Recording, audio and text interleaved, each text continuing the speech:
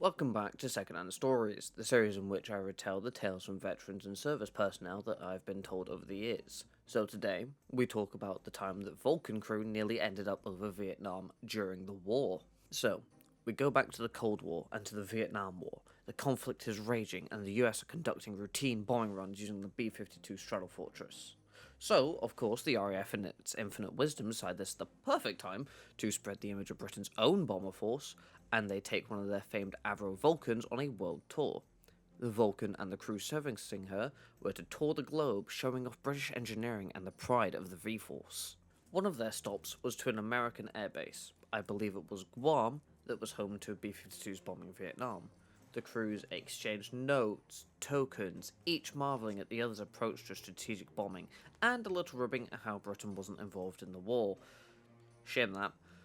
However, the B-52s were tasked with a bombing mission over Vietnam and had to depart. But before they did, they offered the crew the chance to join them in the B-52 to go on a mission over Vietnam. Many of the Vulcan ground crew started going towards the B-52. They weren't ever going to get another chance like this, to go on a live bombing mission over hostile territory.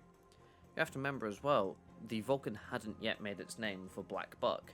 That was still potentially 15 years away, so the Vulcan hadn't yet been on combat operations, so this was the first and only chance many of these crew would get to go on a mission. As they made their way over to the bomber, thankfully, the Vulcan CO came out and bought them.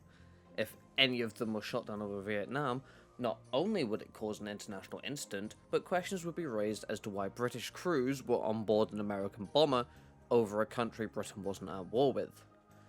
And with that, the crews begrudgingly returned to the Vulcan. The rest of the tour was apparently uneventful, and many spectators couldn't believe their ears when the Vulcan howled over the crowds in the country she visited, a sound that would later become the bane of any Argentinian's existence.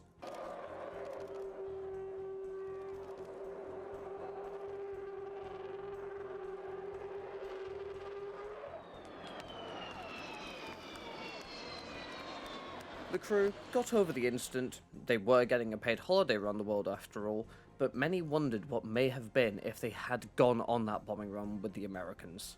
Thanks for watching. If you have any stories that you'd like me to retell for everyone, leave them in the comments, like and subscribe for more like this, and I'll see you in the next video.